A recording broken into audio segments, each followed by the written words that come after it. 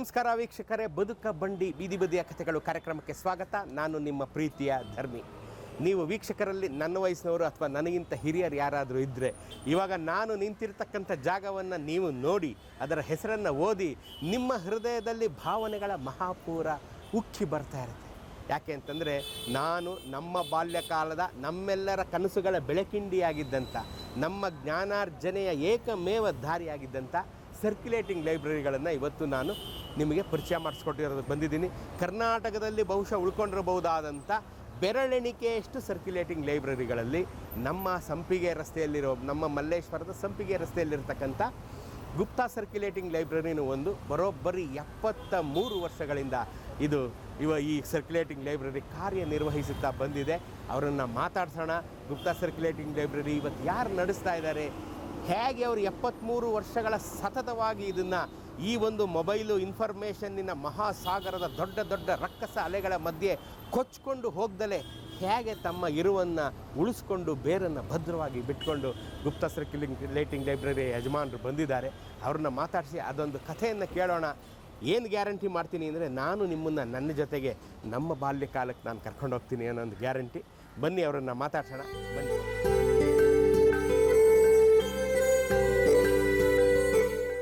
ವೀಕ್ಷಕರೇ, ನೀವು ನನ್ನ ವಯಸ್ಸಿನವರಾಗಿದ್ದು ಅಥವಾ ನನಗಿಂತ ಹಿರಿಯರಾಗಿದ್ದು ನಮ್ಮ ಪ್ರೀತಿಯ ಚಂದನದಲ್ಲಿ ಪ್ರಸಾರ ಆಗ್ತಾ ಇರತಕ್ಕಂಥ ಬದುಕು ಬಂಡಿ ಕಾರ್ಯಕ್ರಮನ ನೀವೇನಾದರೂ ನೋಡ್ತಾ ಇದ್ದರೆ, ನಿಮಗೆ ಇವತ್ತು ನಾನು ಕೂತಿರ್ತಕ್ಕಂಥ ಜಾಗ ಯಾವುದು ಅಂತ ಚೆನ್ನಾಗಿ ಪರಿಚಯ ಆಗಿರುತ್ತೆ. ಏನಿವತ್ತು ಧರ್ಮಿ ಲೈಬ್ರರಿಗೆ ಹೋದ ಅಂತ. ಎಸ್, ಇವತ್ತು ನಾನು ಬೆಂಗಳೂರಿನ, ಇಡೀ ಬೃಹತ್ ಬೆಂಗಳೂರಿನಲ್ಲಿ ಉಳ್ಕೊಂಡಿರ್ತಕ್ಕಂಥ ಬೆರಳೆಣಿಕೆಯಷ್ಟು ಸರ್ಕ್ಯುಲೇಟಿಂಗ್ ಲೈಬ್ರರಿಗಳಲ್ಲಿ ಒಂದಾದ ಮಲ್ಲೇಶ್ವರದ ಸಂಪಿಗೆ ರಸ್ತೆಯಲ್ಲಿರ್ತಕ್ಕಂಥ ಗುಪ್ತಾ ಸರ್ಕ್ಯುಲೇಟಿಂಗ್ ಲೈಬ್ರರಿನಲ್ಲಿ ಇವತ್ತು ನಾನು ಇದ್ದೀನಿ. ಈ ಸರ್ಕ್ಯುಲೇಟಿಂಗ್ ಲೈಬ್ರರಿ ನಮ್ಮ ಹೃದಯಾಂತರಾಳದ ಭಾವನೆಗಳನ್ನು ಮೀಟುವಂಥ ಭಾವಗಳನ್ನು ಹುಟ್ಟಾಕ್ತಾ ಇರುತ್ತೆ. ಯಾಕೆಂತಂದರೆ, ನೀವೆಲ್ಲ ನನ್ನ ವಯಸ್ಸಿನವರು, ನಾವು ಸರ್ಕ್ಯುಲೇಟಿಂಗ್ ಲೈಬ್ರರಿಗೆ ಹೋಗಿ 10, 20, 4 ಆಣೆನೋ 50 ಪೈಸಾನೋ ಕೊಟ್ಟು ಮೆಂಬರ್ ಆಗಿ ಬುಕ್ಸ್ಗಳನ್ನು, ಮ್ಯಾಗ್ಝಿನ್ಗಳನ್ನು, ಕಾದಂಬರಿಗಳನ್ನು ಮುಖ್ಯವಾಗಿ ತಗೊಂಡು ಹೋಗಿ ಓದಿ ಅದರ ರೋಮಾಂಚಕತೆಯನ್ನು ಅನುಭವಿಸಿ ವಾಪಸ್ ತಂದು ಕೊಟ್ಟು ಇನ್ನೊಂದು ಕಾದಂಬರಿ ತೊಗೊಂಡೋಗಿ ಹೊಸದು ಯಾವ್ದು ಬರುತ್ತೆ ಅಂತ ಕಾಯ್ಕೊಂಡಿದ್ದು, ಆ ಲೈಬ್ರರಿಯನ್ನು ತಲೆ ತಿಂದು ಯಾವ್ದು ಹೊಸದಾಗಿ ಬರುತ್ತಾ ಕೊಡಿ ನೀವು ಅಂತ ಅವರು VIP ಕಲ್ಚರ್ ಮೇಂಟೈನ್ ಮಾಡಿ, ಯಾರು ರೆಗ್ಯುಲರಾಗಿ ಬರ್ತಾರೆ ಅವ್ರಿಗೆ ಹೊಸದಾಗಿ ಬಂದಿರೋದನ್ನು ಮೊದಲು ಕೊಟ್ಟು, ಇವೆಲ್ಲ ಹೇಳ್ತಾ ಇದ್ದರೆ ತುಂಬ ದೊಡ್ಡದಾದಂಥ ಒಂದು ಪ್ರಹಸನ ಆಗುತ್ತೆ. ಈಗ ಉಳ್ಕೊಂಡಿರ್ತಕ್ಕಂಥ ಒಂದು ಗುಪ್ತಾ ಸರ್ಕ್ಯುಲೇಟಿಂಗ್ ಲೈಬ್ರರಿಯಲ್ಲಿ ನಾನು ಬಂದಿದ್ದೀನಿ. ಆ ಲೈಬ್ರರಿಯನ್ನೇ ಇನ್ನಾದರೂ ಅತ್ಯಂತ ಪ್ರೀತಿಯಿಂದ ನಡೆಸ್ತಿರತಕ್ಕಂಥ ಮಹಾನ್ ಭಾವರನ್ನು ನನ್ನ ಜೊತೆ ಕೂರಿಸ್ಕೊಂಡು ಇವತ್ತು ನಿಮಗೆ ಅವರ ನೆನಪಿನ ಬುತ್ತಿಯನ್ನು ಉಣಿಸ್ತೇನೆ. ಸರ್ ನಮಸ್ಕಾರ. ಏನು ತಮ್ಮ ಹೆಸರು? ಜ್ಯೋತಿ ಪ್ರಕಾಶ್ ಗುಪ್ತಾ ಅಂತ.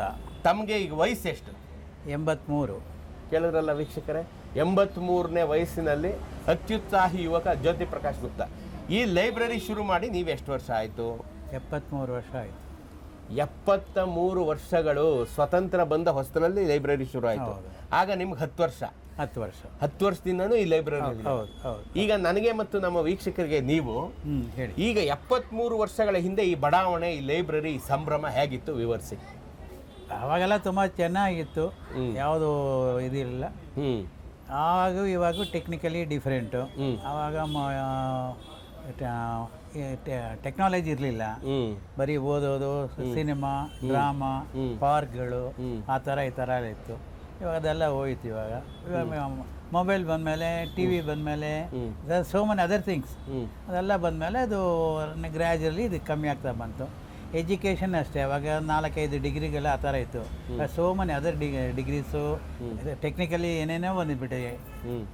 ಅದೆಲ್ಲ ಬಂದಿರೋದು ನ್ಯಾಚುರಲಿ ಸ್ವಲ್ಪ ಓದೋ ಇದು ಕಮ್ಮಿ ಆಗಿದೆ. ಇನ್ನು ಇವಾಗ ಓದ್ತಾ ಇದ್ದಾರೆ, ಆವಾಗಷ್ಟು ಇಲ್ಲ. ಇವಾಗ ಬ್ಯಾಕ್ ಟು ಪೆವಿಲಿಯನ್. ಇವಾಗ ಮಕ್ಕಳು ಬರ್ತಾ ಇದ್ದಾರೆ, ಓದಕ್ಕೆ ಬೇಕು ಅಂತ, ಬುಕ್ಸ್ ಬೇಕು ಅಂತ ಬರ್ತಾರೆ. ಮಕ್ಕಳು ಬರ್ತಾರೆ. ಹೌದಾ? ದೊಡ್ಡವ್ರು ಕೊಡ್ಸಲ್ಲ, ದೊಡ್ಡವ್ರು ಕೇಳಿದ್ರೆ ಅವ್ರು ತಗೊಳ್ತಾ ಇರಲಿಲ್ಲ. ಆ ಥರ ಆಯಿತು. ಹಾಗಾದ್ರೆ ನಾವು ದೇ ಆರ್ ಕಮಿಂಗ್. 70 ವರ್ಷದ ಹಿಂದೆ ಯಾರ್ಯಾರೆಲ್ಲ VIP-ಗಳು ಈ ಲೈಬ್ರರಿಗೆ ಬರ್ತಾ ಇದ್ರು? ಫಸ್ಟು ಗವರ್ನರ್ ಗಿರಿ ಅವ್ರ ಫ್ಯಾಮಿಲಿ ಬರ್ತಾಯಿದ್ರು. ಆಯಿತಾ ಸ್ನೇಹಿತರೆ? ಗವರ್ನರ್ ಗಿರಿ ಅಂದರೆ ವರಾಹಗಿರಿ ವೆಂಕಟಗಿರಿ, ಗೌರವಾನ್ವಿತ ಭಾರತದ ರಾಷ್ಟ್ರಪತಿಗಳಾದಂಥ VV ಗಿರಿ ಅವರ ಫ್ಯಾಮಿಲಿ ಇಲ್ಲಿಗೆ ಬರ್ತಾ ಇತ್ತು. ಬ್ಯಾಂಗ್ಳೂರು ಗವರ್ನರ್ ಆಗಿದ್ರು ಅವಾಗ, ಕರ್ನಾಟಕ ಗವರ್ನರ್. ಆಮೇಲೆ ರಾಷ್ಟ್ರಪತಿ ಆಗಿದ್ದವರು. ಆ ಥರ. ಸೊ ಅವ್ರು ಬರ್ತಾ ಇದ್ರು, ಅವ್ರ ಫ್ಯಾಮಿಲಿ ತುಮಕೂರಿಂದ ಬರ್ತಾ ಇದ್ರು. ಮಂಗಳೂರು ಫರ್ಟಿಲೈಸರು ಯಾವುದೋ ಒಂದು ಫ್ಯಾಕ್ಟ್ರಿ ಇದೆ, ಅಲ್ಲಿಂದ ಡೈರೆಕ್ಟರ್ ಎಲ್ಲ ಬರ್ತಾ ಇದ್ರು. ಬ್ಯಾಂಗ್ಳೂರು ಬಂದಾಗ ನಮ್ಮ ಅಂಗಡಿ ಪುಸ್ತಕ ತೊಗೊಂಡು ಹೋಗ್ತಾ ಇದ್ರು. ಇನ್ನೊಂದು ಮಣಿಪಾಲಿಂದ ಬರ್ತಾ ಇದ್ರು. ಹೀಗೆ ದೊಡ್ಡವರು ಬರ್ತಾಯಿದ್ರು, ಸಿನಿಮಾ ಆ್ಯಕ್ಟರ್ಸ್ ಬರ್ತಾಯಿದ್ರು. ಸಿನಿಮಾ ಆ್ಯಕ್ಟರ್ಸ್ ಯಾರ್ಯಾರು? ಇವರು ಸುಧಾರಾಣಿ ಬರ್ತಾಳೆ, ಹ್ಞೂ ಅವ್ರು ಚಿಕ್ಕವಳಿಂದ ನಮ್ಮ ಅಂಗಡಿ ಅವ್ರು ಬರ್ತಾರೆ. ಆಮೇಲೆ ಇನ್ಯಾರು ಇವ್ರು ಬಂದಿದ್ದಾರೆ, ನಾಗೇಂದ್ರ ರಾಯರು. ಅವ್ರು ಇಲ್ಲೇ ಪಕ್ಕದ ರೋಡ್ನಲ್ಲಿ ಇದ್ದಿದ್ದು ಅವರು. ಜ್ಞಾಪಕ ಇಲ್ಲ ಇವಾಗ ಯಾರು ಅಂತ ಇದೆಲ್ಲ. ತುಂಬಾ ಜನ ಬರ್ತಾ ಇದ್ರು. ತುಂಬಾ ಜನ ಬರ್ತಾ ಇದ್ರು. ನಿಮಗೆ ಸರ್ಕ್ಯುಲೇಟಿಂಗ್ ಲೈಬ್ರರಿ ಶುರು ಮಾಡಬೇಕು ಅಂತ ಯಾಕೆ ಅನ್ನಿಸ್ತು? ನಮ್ಗೆ ಐಡಿಯಾನೇ ಇರಲಿಲ್ಲ. ನಮ್ಮದು ದೊಡ್ಡ ಅಂಗಡಿ, ಸಣ್ಣ ಅಂಗಡಿ ಇತ್ತು ಅವಾಗ. ಅದರಲ್ಲಿ ಮರಿ ಸ್ಟೇಷ್ನರಿ, ಬುಕ್ಸು, ಪೇಪರ್ಸು ಇದೆಲ್ಲ ಇಟ್ಕೊಂಡಿದೆ. ಲೇಟ್ರ್ ಆನ್ ಪೇಪರ್ ಸ್ಟಾರ್ಟ್ ಮಾಡಿದೆ, ಡಿಸ್ಟ್ರಿಬ್ಯೂಟರ್ಸು. ಯಾವ ಪೇಪರ್ ಡಿಸ್ಟ್ರಿಬ್ಯೂಟ್? ಅಲ್ಲ, ಎಲ್ಲ ಪೇಪರ್ ಡಿಸ್ಟ್ರಿಬ್ಯೂಟರ್ ಆಗಿದ್ವಿ. ಆಮೇಲೆ Udayavani group of publications from Manipal ಅವರು ನಮಗೆ ಬ್ಯಾಂಗ್ಳೂರ್ನಲ್ಲಿ ನಮ್ಮ ಅಂಗಡಿನಲ್ಲೇ ಅದು ಹುಟ್ಟಿದ್ದು ನಮ್ಮ ಅಂಗಡಿ. ಅದು ನಿಮ್ಮ ಅಂಗಡಿದೆ? ನಮ್ಮ ಅಂಗಡಿನ ಸೆನ್ಸ್ ಫಸ್ಟ್ ಸ್ಟಾರ್ಟ್ ಇಲ್ಲಿಂದ. ಹೌದು, ಬೆಂಗಳೂರಿಂದ, ಮಣಿಪಾಲಿಂದ ಬರೋದು. ಬೆಂಗಳೂರಲ್ಲಿ ಮೊದಲು ಶುರು ಆಗಿದ್ದು ಇಲ್ಲಿಂದಾನೆ. ಕರ್ನಾಟಕ ನಾವೇ ಡಿಸ್ಟ್ರಿಬ್ಯೂಟರ್ ಆಗಿದ್ವಿ. ಆಮೇಲೆ times of India publication from Bombay, ಅದು ಲಾರಿನಲ್ಲಿ ಬರೋದು, ಟ್ರೈನಲ್ಲಿ ಬರೋದು, ಎಲ್ಲ ಫಾರ್ ಕರ್ನಾಟಕ ನಾವು ಡಿಸ್ಟ್ರಿಬ್ಯೂಟರ್ ಆಗಿದ್ವಿ. ಇವಾಗ ಟೈಮ್ಸ್ ಆಫ್ ಇಂಡಿಯಾ ಇವತ್ತು ಬೆಳಗ್ಗೆ ಪ್ರಕಟ ಆಗಿದ್ದು, ಇವಾಗ ಎಲ್ಲ ಯಾವುದಿಲ್ಲ. ಬ್ಯಾಂಗ್ಳೂರು ಎಡಿಷನ್ ಆದ್ಮೇಲೆ ನಾವು ಬಿಟ್ಬಿಟ್ಟು ಬೇಡ ಅಂತ. ಅಲ್ಲ, ಅವಾಗಿನ ಕತೆ ಹೇಳ್ತಾ ಇದ್ದೀನಿ. ಟೈಮ್ಸ್ ಆಫ್ ಇಂಡಿಯಾ ಬೆಳಗ್ಗೆ ಅಲ್ಲಿ ಆದ್ರೆ ಲಾರಿಯಲ್ಲಿ ಬಂದು ನೀವು ಡಿಸ್ಟ್ರಿಬ್ಯೂಟ್? ಇಲ್ಲ, ಲಾರಿ ಇಲ್ಲ, ಫ್ಲೈಟ್ನಲ್ಲಿ ಬರೋದು. ಫ್ಲೈಟಲ್ಲಿ ಬಂದು ನೀವು ಡಿಸ್ಟ್ರಿಬ್ಯೂಟ್ ಮಾಡಿ ಅಲ್ಲಿಂದ ಏರ್ಪೋರ್ಟಿಂದ ತರ್ತಾ ಇದ್ವಿ. ಆಮೇಲೆ ಡಿಸ್ಟ್ರಿಬ್ಯೂಷನ್ ಮಾಡ್ತಾ ಇದ್ವಿ. ಎಷ್ಟೊತ್ತಿಗೆ ಬರೋದು ಪೇಪರ್ ಅವಾಗ? ಮಧ್ಯಾಹ್ನ 3 ಗಂಟೆ ಫ್ಲೈಟ್ ಯಾವಾಗಿದ್ರೆ ಹಾಗೆ ಅವಾಗ ಬಂದ್ಬಿಡೋದು. Times of India, Economic Times, Navbharat Times, Maharashtra Times, 4 daily papers. Daily ಫ್ಲೈಟಲ್ಲಿ ಬರ್ತಾ ಇತ್ತು ನ್ಯೂಸ್ ಪೇಪರ್. ಹೌದು. Magazines, Illustrated Weekly, Filmfare, Femina, ಅದು 8 10 ಪಬ್ಲಿಕೇಶನ್ ಇದೆ. ಅದೆಲ್ಲ ಲಾರಿನೇರ ಬರೋದು. ಸ್ನೇಹಿತರೆ, ಎಷ್ಟೋ ಜನ ಇವತ್ತು ಅಂಥ ನಮ್ಮ ಎದೆಯನ್ನು ತಣಿಸಿದಂಥ ರಸಿಕ ಪತ್ರಿಕೆಗಳಾದಂಥ Femina, Illustrated Weekly, Filmfare ಅವೆಲ್ಲ ನೀವು ಕೇಳೇ ಇಲ್ಲ. ಅವನ್ನೆಲ್ಲ ನಾವು ಕಾಯ್ಕೊಂಡು ಓದ್ತಾ ಇದ್ವಿ. ತಪ್ಪು, ಕಾಯ್ಕೊಂಡು ನೋಡ್ತಾ ಇದ್ವಿ. ಯಾವ ಸಿನಿ ತಾರೆ ಇವತ್ತು ಎಷ್ಟು ಗ್ಲಾಮರಸ್ ಆಗಿ ಕಾಣ್ತಾ ಇದ್ದಾಳೆ ನಾವು ನೋಡಬೇಕು ಅಂತ. ಸೊ ನಮ್ಮ ಕನಸುಗಳಿಗೆಲ್ಲ ಜೀವ ತುಂಬಿದಂಥ ಪತ್ರಿಕೆಗಳು, ಆ ಪತ್ರಿಕೆಗಳನ್ನು ಇಲ್ಲಿಂದಾನೇ ಶುರು ಆಗ್ತಿತ್ತು ಅನ್ನೋದು. ಉದಯವಾಣಿದು ಫಸ್ಟ್ ಉದಯವಾಣಿ, ಆಮೇಲೆ ತರಂಗ, ಆಮೇಲೆ ರೂಪದಾರ, ಆಮೇಲೆ ತುಷಾರ, ಆಮೇಲೆ ತುಂತುರು ಒಂದೊಂದಾಗಿ ಸ್ಟಾರ್ಟ್ ಮಾಡಿದ್ರು. ಒಂದೊಂದು ಸೆಕ್ಷನ್ ಆದಾಗ ಒಂದೊಂದು ಸಮ್ ಪೀರಿಯಡ್ ಆದ್ಮೇಲೆ ಸ್ಟಾರ್ಟ್ ಮಾಡಿದ್ರು. ಮೋಹನ್ ದಾಸ್ ಪೈಗಳು ಅಂತ ಓನರ್ಸು. ವೈಭವದ ದಿನಗಳಲ್ಲಿ ಈ ಲೈಬ್ರರಿ ಎಷ್ಟು ದೊಡ್ಡದಿತ್ತು? ಇದು 4 times ಆಫ್ ದಿ ಶಾಪ್ ಇವಾಗಿರೋದು. ಈಗಿರೋ ಅಷ್ಟು 4ರಷ್ಟು ದೊಡ್ಡದಿತ್ತು. 20x20. ಸುಮಾರು ಎಷ್ಟು ಬುಕ್ಸ್ ಇತ್ತು ಆಗ? ಆವಾಗ ಆಲ್ಮೋಸ್ಟ್ 50-60 ಸಾವಿರ. ಆಮೇಲೆ ಲೇಟರ್ ಆನ್ ಇನ್ಕ್ರೀಸ್ ಆಯಿತು. ಆಮೇಲೆ ವಿ ಹ್ಯಾಡ್ 8 ಲ್ಯಾಂಗ್ವೇಜಸ್ ಇತ್ತು ಅವಾಗ. 8 ಭಾಷೆ ಪುಸ್ತಕಗಳು: ತಮಿಳ್, ತೆಲುಗು, ಕನ್ನಡ, ಹಿಂದಿ, ಮರಾಠಿ, ಬೆಂಗಾಲಿ, ಗುಜರಾತ್. ಇನ್ನೂ ಇದೆ ಮಲಯಾಳಂ, ಇಂಗ್ಲಿಷ್ ಎಲ್ಲ ಇತ್ತು. ಎಲ್ಲ ಇತ್ತು. ಇಂಗ್ಲೀಷ್ ಫಸ್ಟ್ ಬೇಕು ಪ್ರಿಫರೆನ್ಸ್. ಕನ್ನಡ ಇದು ರೆಗ್ಯುಲರ್ ಆಗಿ ಹೋಗ್ತಾ ಇರೋದು. 8 ಭಾಷೆಯಲ್ಲಿ ಹೆಚ್ಚು ಕಡಿಮೆ 1 ಲಕ್ಷ ಪುಸ್ತಕಗಳ ತನಕ ಇತ್ತ ಇರ್ಬೋದು. 1 ಲಕ್ಷ ಪುಸ್ತಕಗಳಿದ್ದಂಥ ಒಂದು ಬೃಹತ್ ಆದಂಥ circulating library, Gupta circulating library. ವೈಭವದ ಸರ್ಕ್ಯುಲೇಟಿಂಗ್ ಲೈಬ್ರರಿ ಇವತ್ತು ಚಿಕ್ಕದಾಗಿ, ಚೊಕ್ಕವಾಗಿ ತನ್ನ ರಿಟೈರ್ಮೆಂಟ್ ದಿನಗಳಲ್ಲಿ ಇನ್ನೂ ತನ್ನ ಘಮಲನ್ನು ಮಲ್ಲೇಶ್ವರದ ಸಂಪಿಗೆ ರಸ್ತೆಗೆ ಆದ್ಯಂತ ಹರಡ್ತಾ ಇದೆ. ಸರ್ಕ್ಯುಲೇಟಿಂಗ್ ಲೈಬ್ರರಿಯ ಘಮಲು, ಆ ಸುಖ ನಿಮ್ಗೆ ಸಿಗಲ್ಲ ಈ ಯಂಗ್ಸ್ಟರ್ಸ್ಗೆ. ಅದೆಲ್ಲ ನಮಗೆ ಮಾತ್ರ ಆ ಸುಖ ಸಿಕ್ಕಿತ್ತು. ಯಾಕೆಂದರೆ ಅವತ್ತಿನ ಕಾಲದ ಜ್ಞಾನದ ಬೆಳಕಿಂಡಿಗಳು ಅಂತ ಯಾರಿದ್ರಲ್ಲ, ಅವು ಈ ಪುಸ್ತಕಗಳೇ ಮತ್ತು ಈ ಲೈಬ್ರರಿಗಳೇ ಜ್ಞಾನದ ಬೆಳಕಿಂಡಿಗಳು. ಇಲ್ಲಿಂದನೇ ನಮಗೆ ಸಕಲ ಭಾರತಾದ್ಯಂತ ಅಥವಾ ವಿಶ್ವಾದ್ಯಂತ ಇರ್ತಿದ್ದಂಥ ಎಲ್ಲ ನ್ಯೂಸ್ಗಳು ಗೊತ್ತಾಗ್ತಾ ಇದ್ದಿದ್ದು. ಅಂಥ ಲೈಬ್ರರಿನ 73 ವರ್ಷದಿಂದ ನಡ್ಕೊಂಬರ್ತಾ ಇರ್ತಕ್ಕಂಥ ಪ್ರಾತಸ್ಮರಣೀಯರು ನಮ್ಮ ಗುಪ್ತಾ ಸರ್ಕ್ಯುಲೇಟಿಂಗ್ ಲೈಬ್ರರಿಯವರ ಗುಪ್ತಾ ಸಾಹೇಬರು. ಆಮೇಲೆ ಅವಾಗೆಲ್ಲ ನನಗೆ ಜ್ಞಾಪಕ ಇದ್ದಂಗೆ ನೀವೊಂದು ಲೆಡ್ಜರ್ ಇಟ್ಕೊಂಡಿರ್ತಾ ಇದ್ರಿ. ಎಲ್ಲಿ ಅದು ತೋರಿಸಿ ಲೆಡ್ಜರ್? ಇಲ್ಲಿದೆ. ಇದಾ? ಇದು ಇವಾಗ್ಲಿನ ಲೆಡ್ಜರ್? ಇದು ಇವಾಗ ಏನಿಲ್ಲ, ಅದರಲ್ಲಿ ಎಲ್ಲ ಸಿಗ್ತದೆ. ಹಳೆ ಲೆಡ್ಜರ್ ತೆಗೀರಿ, ಹಳೆ ಲೆಡ್ಜರ್ ಕೊಡ್ತೀನಿ. ಸ್ನೇಹಿತರೆ, ನೀವು ನೋಡ್ತಾ ಇದ್ದೀರಾ, ಇದು ಅವತ್ತಿನ ಲೈಬ್ರರಿಯ ಒಂದು ಲೆಡ್ಜರ್. ಇದೇನು ಅಂತಂದರೆ ನಾವು ತಗೊಂಡೋದಂಥ ಪುಸ್ತಕಗಳನ್ನು ತಗೊಂಡು ಬಂದು ಬರ್ಸ್ಕೊಂಡು ನಾವು ಅದನ್ನು ಪುನಃ ಕ್ಯಾನ್ಸಲ್ ಮಾಡಿಸ್ಕೊಂಡು ಬರ್ಸ್ಕೊಂಡು ಹೋಗ್ತಾ ಇದ್ವು. ನೀವು ನೋಡ್ತಾ ಇದ್ದೀರಾ ಎಷ್ಟು ಜನ ಈ ಪುಸ್ತಕಗಳನ್ನು ತಗೊಂಡು. ಸರ್, ಇದು ಒಂದು ಲೆಡ್ಜರು ಎಷ್ಟು ಪೇಜ್ ಇತ್ತಿದು? ಎಷ್ಟು ಪೇಜ್ ಇದೆ ಇದು 1000 ಪೇಜ್ ಇರುತ್ತೆ. 1000 ಪೇಜ್. 3 ಡಿಫ್ರೆಂಟ್ ಕ್ಯಾಟಗರೀಸ್ ಇದೆ. Daily basis, monthly basis, temporary, ಆ ಥರ ಎಲ್ಲ ಒಂದೊಂದಕ್ಕೆ ಒಂದೊಂದು. ಅದಕ್ಕೆ ಲೈನ್ಸ್ ಆ ಥರ ಇರೋದು. ಇದೆಲ್ಲ ರೆಗ್ಯುಲರ್ ಮೆಂಬರ್ಶಿಪ್. ಇವರು ತಿಂಗಳು ಇಷ್ಟು ಕೊಡ್ತಾ ಇದ್ದು, ಇಷ್ಟು ಡಿಪಾಸಿಟ್ ಇತ್ತು, ಇಷ್ಟು ತಿಂಗಳಿಲ್ಲ ಮೆಂಬರ್ ಇದ್ದರು. ನೀವು ಶುರು ಮಾಡಿದಾಗ ಡಿಪಾಸಿಟ್ ಎಷ್ಟಿತ್ತು? 50 ಪೈಸಾ. ಕೇಳಿದ್ರಲ್ಲ ಸ್ನೇಹಿತರೆ, ಈ ಲೈಬ್ರರಿ ಶುರುವಾದಾಗ ಡಿಪಾಸಿಟ್ ವಾಸ್ 50 ಪೈಸಾ. ಬಹುಶಃ ನೀವು 50 ಪೈಸಾ ನೀವು ನೋಡೇ ಇರೋಲ್ಲ. ನೀವು 50 ಪೈಸಾ ನೀವು ನೋಡೇ ಇಲ್ಲ. ಸೊ ನೀವು ನೋಡ್ತಿರೋರು ನಿಮ್ಮ ತಂದೆ ತಾಯಿನ ಕರ್ಕೊಂಡು ಕೂರಿಸ್ಕೊಂಡ್ರೆ ಅವರು 50 ಪೈಸದ ಬೆಲೆ ಏನು ಅಂತ ಹೇಳ್ತಾರೆ. 50 ಪೈಸಾ ಡಿಪಾಸಿಟ್. ಒಂದು ಬುಕ್ ತಗೊಂಡವ್ರು ಎಷ್ಟು ಪೈಸಾ? ಅದನ್ನ 4 ಆಣೆ 3 ಆಣೆ 10 ಪೈಸಾ. ತಿಂಗಳಿಗೆ 5 ರೂಪಾಯಿ 10 ರೂಪಾಯಿ ಆ ಥರ. ಇಲ್ಲಿದೆ ನೋಡಿ ಮಂತ್ಲಿ ಫೀಸ್ ಎಷ್ಟು ಅಂತ. ಸೊ ಇದು ಈ ಲೆಡ್ಜರ್ 1000 ಪುಟದ ಲೆಡ್ಜರ್ ಮುಗಿದು ಇನ್ನೊಂದು ತಗೊಳಕ್ಕೆ ಎಷ್ಟು ದಿನ ಬೇಕಾಗ್ತಿತ್ತು? 1 ವರ್ಷಕ್ಕೆ ಚೇಂಜ್ ಮಾಡ್ತಾ ಇದ್ವಿ. 1 ವರ್ಷ ಚೇಂಜ್. ಇದು 10 ವರ್ಷದಿಂದ ಇವಾಗ ಅದೇ ಇದೆ. ನೋಡಿದ್ರಲ್ಲ ಸ್ನೇಹಿತರೆ, ಇದೊಂದು ಬಹಳ ಸೊಗಸಾದಂಥ ಲೆಕ್ಕವನ್ನು ನಾನು ನಿಮ್ಗೆ ಹೇಳ್ತೀನಿ. ಇದು ಈ ಲೈಬ್ರರಿಯ ವೈಭವದ ದಿನಗಳಲ್ಲಿ ಈ ಲೆಡ್ಜರು ಪ್ರತಿ ವರ್ಷ ಬದಲಾಗ್ತಾ ಇತ್ತು. ಇದು ತುಂಬಿ ತುಳುಕ್ಬಿಟ್ಟು ಪ್ರತಿ ವರ್ಷ ಬದಲಾಗ್ತಾ ಇತ್ತು. ಈ ಲೆಡ್ಜರು ಈಗ 10 ವರ್ಷಗಳಿಂದ ಇದೆ, ಇನ್ನೂ ಖಾಲಿ ಇದೆ. 10 ವರ್ಷಗಳಿಂದ ಇದು ತುಂಬಿಲ್ಲ. ಸೊ ಪುಸ್ತಕದ ಮೇಲಿನ ವ್ಯಾಮೋಹ ಇವತ್ತಿನ ಜನತೆಗೆ ಎಷ್ಟು ಕಡಿಮೆ ಆಗಿದೆ ಅನ್ನೋದಕ್ಕೆ ಹಾರ್ಡ್ ಕೋರ್ ಎವಿಡೆನ್ಸ್ ನಾನು ನಿಮಗೆ ತೋರಿಸ್ತೀನಿ.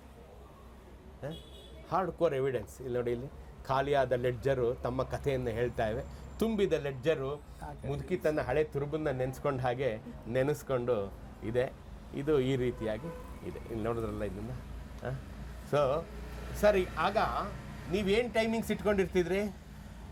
ಏನು ಟೈಮಿಂಗ್? ಬೆಳಗ್ಗೆ 9ರಿಂದ ಮಧ್ಯಾಹ್ನ 1 ಗಂಟೆ. ಆಮೇಲೆ 1 ಗಂಟೆ ಅಂಗಡಿ ಮುಚ್ಚಿಬಿಡ್ತಾ ಇದ್ವಿ. ಗೇಟ್ ಹಾಕ್ಬಿಡ್ತಾರೆ. ಗೇಟ್ ಇತ್ತು ಅಲ್ಲಿ, ಯಾರಿಗೂ ಅಲೋ ಮಾಡ್ತಾ ಇರಲಿಲ್ಲ. ಎಲ್ಲಿ ಗೇಟ್ ಇತ್ತು? ಮುಂದೆ ಇಲ್ಲಿ ಅವ್ರು ನಿಂತ್ಕೊಂಡಿದ್ದ ಅಲ್ಲಿ ಒಂದು ಗೇಟ್ ಥರ ಇತ್ತು. ನಮ್ಮ ಕೆಲಸಗಳಾಗೋಲ್ವಲ್ಲ, ಹೌದೌದು. ಅದಕ್ಕೆ ಮುಚ್ಚಿಬಿಟ್ಟು ತಿರುಗಿ 5 ಗಂಟೆಯಿಂದ 9 ಗಂಟೆ ತನಕ. ಸರ್ ಆಗಂದ ಹೇಳಿದ್ರೆ 50 ಪೈಸಾ ಡಿಪಾಸಿಟು, ಈಗ ಎಷ್ಟು? ಇವಾಗ 500 ರೂಪಾಯಿ ಡಿಪಾಸಿಟು, 500 ರೂಪಾಯಿ ಫೀಸು, ದಿನಕ್ಕೆ 2 ಪುಸ್ತಕ ಕೊಡ್ತಿದೆ. ಅದೆಷ್ಟು ದಿನ ಬೇಕಾದ್ರೂ ಓದ್ಬೋದು. The give the more the content. ಆ ಥರ ಒಂದು ತಿಂಗಳೇ 2 ಪುಸ್ತಕ ಒಂದು ತಿಂಗಳು ಇಟ್ಕೊಂಡು ಯೋಚನೆ ಇಲ್ಲ. 30 ಓದಿದ್ರೆ ಯೋಚನೆ ಇಲ್ಲ, 3 ಓದಿದ್ರೆ ಯೋಚನೆ ಇಲ್ಲ. 500 ಇಸ್ ಮಂತ್ಲಿ ಫೀಸ್. ಅದು ಬೇಡ, 500 ಡಿಪಾಸಿಟ್ ವಾಪಸ್ ಕೊಟ್ಬಿಡಿ. ಅಷ್ಟೇ. ಇವಾಗ ಆ ಥರ ಇದೆ ಅಷ್ಟೇ. ಮ್ಯಾಗ್ಝಿನ್ಸ್ ಅಂತೂ ತುಂಬ ಕಮ್ಮಿ ಆಗಿಬಿಟ್ಟಿದೆ ಇವಾಗ, ಯಾವುದು ಬರ್ತಾ ಇಲ್ಲ. ಅದಕ್ಕೆ ಮ್ಯಾಗ್ಝಿನ್ಸ್ ನಾನೇನು ಇಡ್ತಾ ಇಲ್ಲ ಇವಾಗ. ಅದು ವರ್ಕೌಟ್ ಆಗೋಲ್ಲ. ಒಂದು ಮ್ಯಾಗ್ಝಿನ್ ಇಂಡಿಯಾ ಟುಡೇ ಆವಾಗ 50 ಪೈಸಾ ಇತ್ತು, ಇವಾಗ 110 ರೂಪಾಯಿ ಇದು. 110 ರೂಪಾಯಿ. 110 ರೂಪಾಯಿ. ರೀಡರ್ ಡೇಸ್ 35 ರೂಪಾಯಿ ಇತ್ತು, ಇವಾಗ 125 ರೂಪಾಯಿ. ಆ ಕಾಲಕ್ಕೆ ಇಷ್ಟು ದಪ್ಪ ಆಯಿತು. ಇವಾಗ ಅದರಲ್ಲಿ ಅದನ್ನು 4 ಭಾಗ ಮಾಡ್ತಾರೆ. ಆ ಸೈಜ್ ಬಂದಿದೆ. ಇದೆಲ್ಲ ಪ್ರಾಕ್ಟಿಕಲ್. ಇದು ಕೆಲವು ದೊಡ್ಡ ದೊಡ್ಡ ಪಬ್ಲಿಕೇಶನ್ ಮುಂಚೆ ಮ್ಯಾಗ್ನಾ ಪಬ್ಲಿಕೇಶನ್ ಅವ್ರು 18 ಮ್ಯಾಗ್ಝಿನ್ಸ್ ಬರ್ತಾಯಿತ್ತು. Star dust, star in style, trend, there so many other magazines ಎಲ್ಲ ಕ್ಲೋಸ್ ಮಾಡಿಬಿಟ್ರು. ಈ ಚಂದಮಾಮ ಬರ್ತಾಯಿತ್ತು, ಡಾಲ್ಟನ್ ಪಬ್ಲಿಕೇಶನ್ ಅಂತ, ಅವರು ಕ್ಲೋಸ್ ಮಾಡಿದ್ರು. ರೂಪತಾರ ಅಲ್ಲ, ವಿಜಯ್ ಚಿತ್ರ, ಇನ್ನೊಂದು ಅವ್ರದ್ದು ಇನ್ನೊಂದು ಫಿಲಮ್ ಮ್ಯಾಗ್ಝಿನ್ಸ್ ಬರ್ತಾಯಿತ್ತು. ಅಲ್ಲ, ಫಿಲಮ್ ಮ್ಯಾಗ್ಝಿನ್ ಅದು. ಆಮೇಲೆ ತಮಿಳ್ನಲ್ಲಿ ಪೇಸುಂ ಪಡಂ ಬರ್ತಾಯಿತ್ತು, ಇವ್ರದ್ದು ಬಾಲಚಂದ್ರದ್ದು.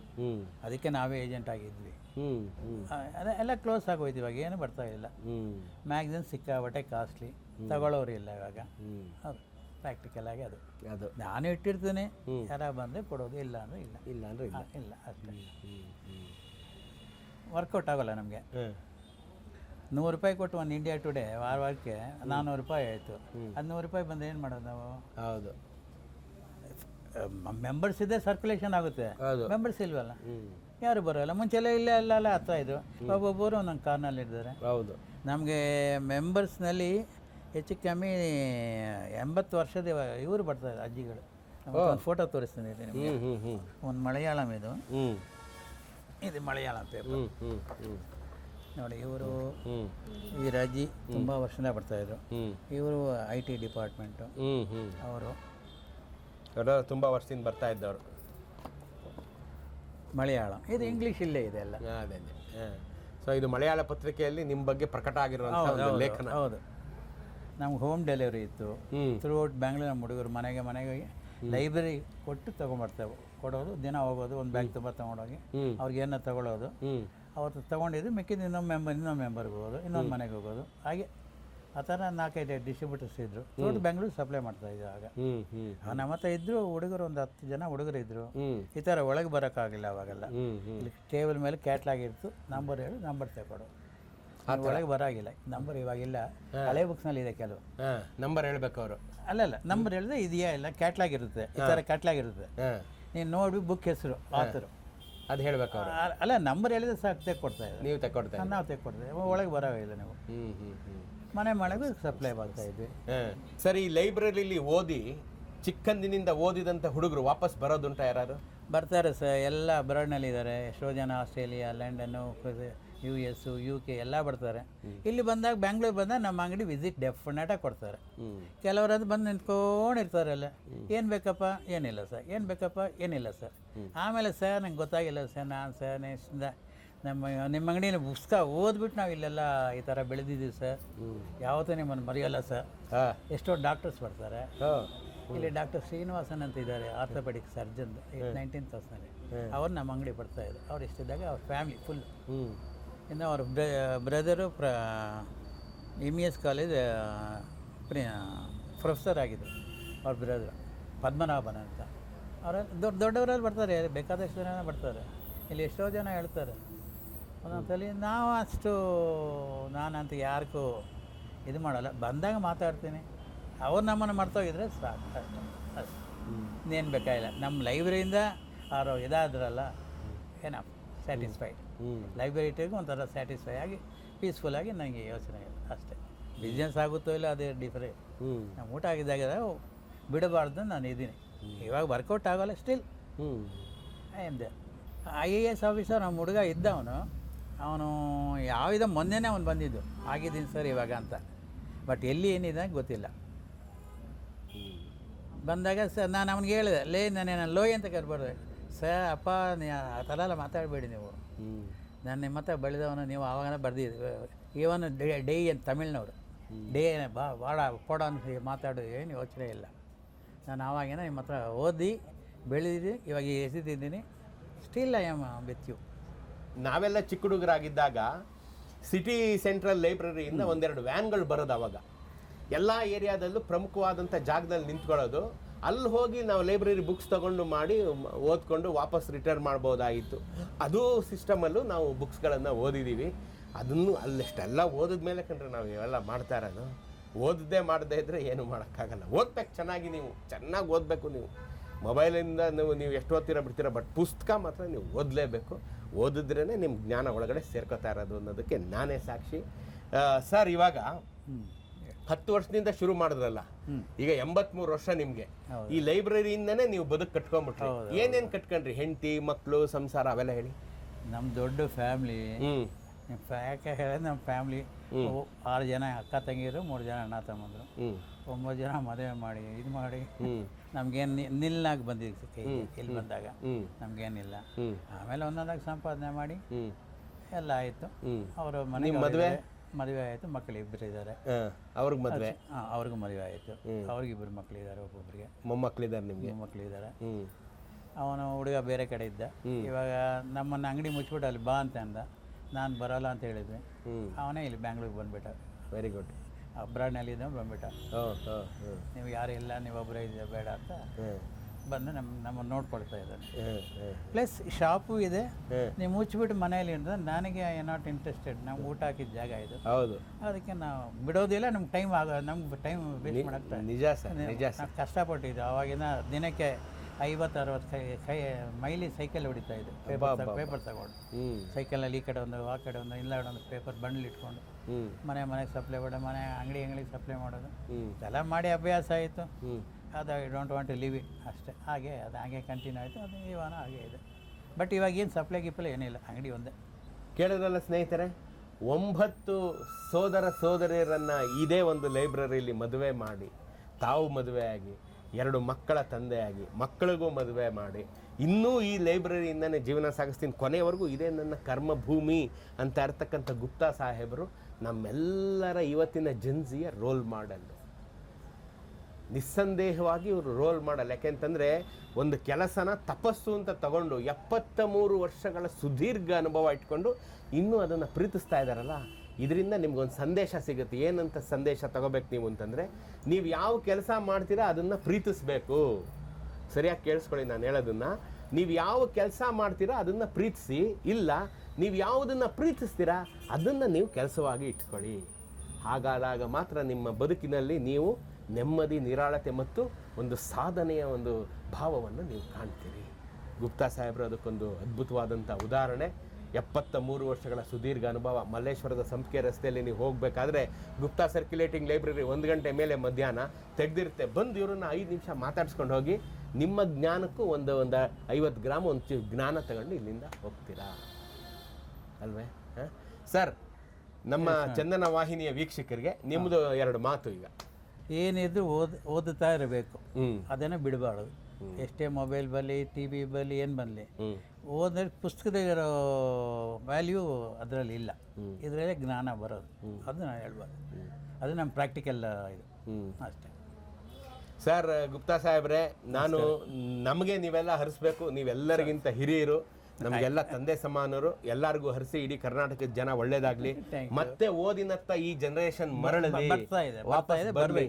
ಬರುತ್ತೆ ಡೆಫಿನೆಟ್ ಆಗಿ ಬರುತ್ತೆ. ನೋಡಿದ್ರ, ದೊಡ್ಡವ್ರು ಹೇಳ್ತಾ ಇದ್ದಾರೆ, ನಿಜವಾಗ್ಲೂ ಮತ್ತೆ ಈ ಯುವ ಸಮೂಹ ಓದಿನತ್ತ ವಾಪಸ್ ಬರಲಿ. ಓದ್ತಾ ಇದ್ದಾರೆ, ಬರ್ತಾ ಇದ್ದಾರೆ, ಎಲ್ಲ ಬರ್ತಾ ಇದೆ, ಇವಾಗ ಬರ್ತಾರೆ. ಸೊ ಅಂತ ನಾನು ಇವರೆಲ್ಲರ ಪರವಾಗಿ, ಇವ್ರ ಪರವಾಗಿ ನಾನು ನಿಮ್ಮನ್ನು ಕೇಳ್ಕೊತೀನಿ, ನೀವೆಲ್ಲರೂ ಮತ್ತೆ ಓದಿನತ್ತ ಬನ್ನಿ. ನಾವೆಲ್ಲರೂ ಸೇರಿ ಮತ್ತೆ ನಮ್ಮ ವಿದ್ಯೆಯನ್ನು ಎತ್ತಿ ಹಿಡಿಯೋಣ. ಮತ್ತಷ್ಟು ಪುಸ್ತಕಗಳನ್ನು ಓದುವ ಸುಖವನ್ನು ನಮ್ದಾಕೊಳ್ಳೋಣ. ಸರ್, ನಮಸ್ಕಾರ. ನಮಸ್ಕಾರ. ನಡೆ ಬಂಡಿ, ನುಡಿ ಬಂಡಿ, ಈ ಬದುಕ ಬಂಡಿ, ನಗೆ ಬಂಡಿ, ಅಳು ಬಂಡಿ, ಬಗೆ ಬಗೆಯ ಬಂಡಿ, ಬೀದಿ ಬದಿಯ ಕಥೆಗಳು ಈ ಬದುಕ ಬಂಡಿ.